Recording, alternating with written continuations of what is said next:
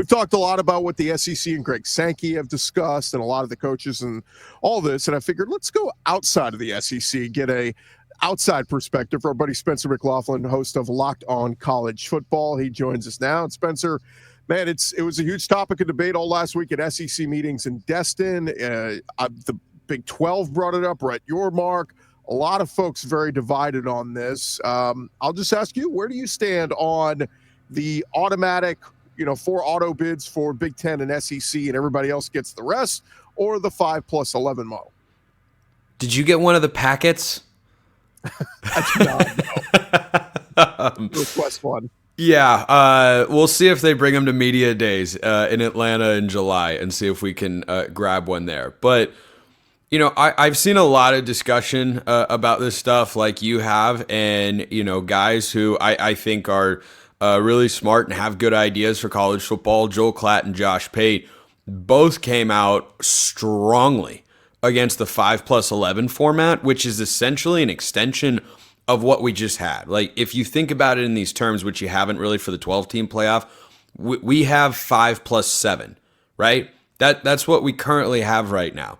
Is the SEC coming off a playoff year in which they are thrilled with what the committee did, leaving their 9-3 teams out and putting SMU and Indiana in? Last time I checked, that was a no, not happy, not good with that. And there were 3 SEC teams in the playoff this past year, and a model that has garnered a lot of support. I understand why, is the 4-4-2-2-1 +3. But to me, that can raise the ceiling potentially on how many SEC teams get in, but I think it raises the floor, quite frankly. So I don't understand if your objective is let's not let the Big Ten or SEC just dominate everything, how the 5+11 is just going to allow them to completely take over. Go look at the playoff rankings for the last 5-6 years, Gordy, and what you see in there is if you had essentially a 1-16 seeded model, which is basically what 5+11 is, except you never know where the Group of 5 champion winds up getting ranked. But, a Boise State can be inside the top 15, or, Tulane a few years ago when they beat USC in the Cotton Bowl, I think was ranked like 15th or 16th or so. If you just went 1-16, there would have been years where the SEC would only get 3 teams in the playoff. And I just don't know why. I'm pro-committee. Is what it comes down to. I think most people are anti-committee, but I, was thinking about this as all these proposals are getting discussed, and I've watched the committee do what I think they should do over and over and over again. I would have left the 9-3 SEC teams out of the playoff. I would have left Florida State out of a 4-team playoff, probably not a 6, but I would have left them out of the 4-team playoff. I thought they got it right there. And I just think back to every other decision, and there's only been one year, Chris, where I felt like a team that could win the national championship didn't make the playoff. And it was the final year of the 4-team when Georgia lost the SEC title game to Alabama. Bama gets in with Texas, Washington, and Michigan. Georgia gets left out. That was the first time since they rolled out the 4-team playoff that I thought, wow, there's a championship caliber team that is not in the field here. Other than that, I never felt that way.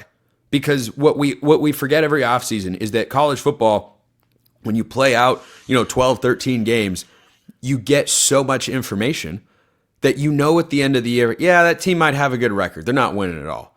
In the 12-team playoff, yeah, Indiana's a great, fun story last season. We all knew Indiana wasn't going to win the college football playoff. They weren't going to win a national championship. Should they have gotten in? I think so in the 12-team era, but I think we forget that every cycle. So I like the 5+11 idea because I think it drops the floor on what can happen. If the SEC teams beat up on each other and someone's concern is, well, so they're going to get so many teams in. Well, they could get 6 teams in easier in a 4-4-2-2-1 +3 format than they could in the 5+11. That's just my stance on it. Yeah, I was kind of on, when this all first started, I was kind of on board with the 4 automatic bids because I was said, look, the SEC expanded, added 2 monster brands in Texas and Oklahoma, 2 teams that in a normal year should be, borderline playoff teams. And the Big Ten went out and added Oregon and USC and UCLA and big brands. And I said, those 2 conferences should get on the most bids, right? But then, the more I sat and thought about it, yes, I went back and looked at past years, and Yeah, it would be, while, like you said, it would guarantee 4 spots to the SEC in a 16-team playoff. There are many years where an 11 plus 5 would have more SEC teams and possibly 5 or 6. My only issue with it in doing it this way, though, Spencer, is we are calling all conference champions equal, basically, by saying the 5 conference champs, you're all in. The team that wins the ACC. No, I don't think so.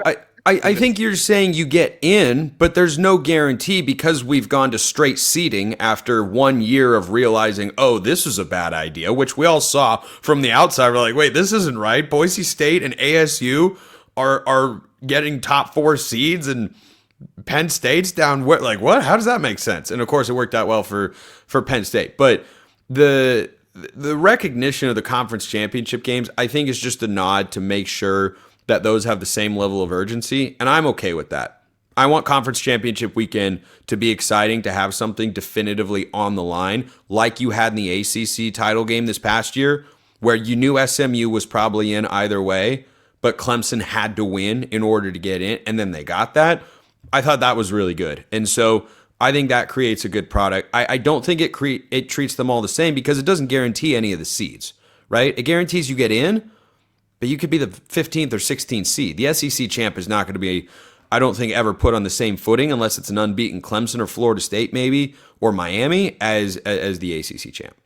So you're saying just we'll keep it how it is, 1 through 16, how you're ranked at the end of the year. That's going to be that's how you would keep it in the seeding wise? Yeah, and that's what they're going to for the 12-team playoff this year. And how crazy is this sport, by the way, that this will be next year will be our 3rd different playoff structure in 3 seasons. It'll be our 4th in 4 seasons, because last year you didn't have straight seeding. This year you do. Before last year, you had the 4-team playoff, and next year you'll be in the 16-team playoff. Like, that is a historically unprecedented sequence of events. But hey, I call it the craziest sport on planet Earth every day for a reason, because this stuff doesn't always make sense, but it is indeed great and wild. So I think straight seeding is the way to do it. I know a lot of people don't like the committee. I get it, but I just have never felt like they have screwed up so royally. And that's, again, because in the 4-team model, I would have left Florida State out. I think that was the right thing to do. In a 6-team model, no, but FSU wasn't winning that title. Yeah, I mean, I do think them in the 12-team playoff going to straight seeding this year makes sense, because look, a lot of years the team that finishes second in the SEC, who loses the SEC championship game, is still a top 4 team. And you look at Texas last year, they took Georgia to overtime, they lose, and they fall out, and they have to go play a first-round game. And it was kind of silly, because and this is what I think for years moving forward is, a lot of times, Spencer, the team that loses the Big Ten title game or loses the SEC title game is still a top 4 team in the country. It's not their fault they had to go play an extra game. Whereas, the Big 12 champ, if the Big 12's down, whoever rolls through that conference goes, oh, well, look at us. We're the Big 12 champ. We deserve to go ahead of them. And it's like, well, no. Most years, the loser of the SEC and Big Ten title games is better than the conference champ of some of these other smaller conferences. Yeah, and here's another thing to consider. I agree with you there. The other thing is that if you go to 4 automatic bids for the Big Ten, or especially in the SEC in recent years, because we have these super mega conferences that don't make any sense geographically. I mean, the SEC does, but you get what I'm saying. Like, because we have expanded the league so much and there's so many teams in there, there's scheduling imbalance all over the place. Missouri's schedule the last 2 years is not the same as Florida's. Texas's schedule last year is not the same as Oklahoma's, and it's the same thing this year, right? Until that cycles back through. So if you create automatic bids, you're going to base that on your conference record, right? That's the only thing to base it on. If you're saying, hey, this conference gets a set number of teams, you're going to base it on the conference record. Well, then you're going to have people upset, and justifiably so, that, hey, wait a minute. We went 9-3. But we played a way tougher schedule, but they're going to get into the playoff because they're, 10-2, or because, they went 8-4, but they only lost 2 games in conference and they finish at a certain spot. You get what I'm saying? Like, yeah. It's not as feasible when everyone isn't playing everyone, and your schedules within a conference can vary so wildly. I mean, take a look at SMU's schedule last year. Take a look at their schedule this year. They're in the same conference. It's wildly different. Wildly different. And so to just place that emphasis on the conference record, suddenly you're going to look at, schedules and say, well, wait, I know this is a better team. And this is, again, why I'm more pro committee, because they can assess these sorts of things. I know that this team over here is better with this record against that schedule than this one over there. If you're going in the auto bid fast, that's just the way that I come down on it. So real quick, if the college football playoff committee says we're going to go 5+11, if you're Greg Sankey in the SEC, do you move to 9 conference games, or do you say we'll stay at 8 if that's the model you're going to go with? I think I think the 5+11 makes it slightly more enticing. I think if you have a guarantee you're going to get 4 in, it's more likely they go to 9 games. I don't think there's zero upside to it, though, because you can't have people, hurl accusations at the SEC. Well, you have the late season cupcake in there, and of course, it's not an accusation; it's a reality. But if you take that away, I think it only strengthens the records of those teams that are on the bubble of getting into the playoff. Is that as big of an upside as we're automatically getting at least 4 teams in the playoff every year? No, it is not. Is there still an appeal? I hope so. Yeah, it's just interesting to look at. I don't know. Ole Miss shot themselves in the foot last year, losing to Florida. But let's just say they win. Kentucky, they lost in Kentucky. Kentucky, both those. But let's just say they had won the Kentucky game, but their 9th SEC game was at Bama, and they lose out. You know what I mean? So it's like that extra conference game could cost you. It could, but I think the committee might also look at it and go, well, if you're playing another game, we'll consider your 9-3. But I like you see what I'm saying? Like, right. It would depend on how it's received by the committee, yes. But if they look at it the way I would see it, which is, okay, if you add an extra conference game in there and then you're going 9-3, I am more inclined to put you into the playoff than under the current structure where you have 8 conference games and everybody else plays 9.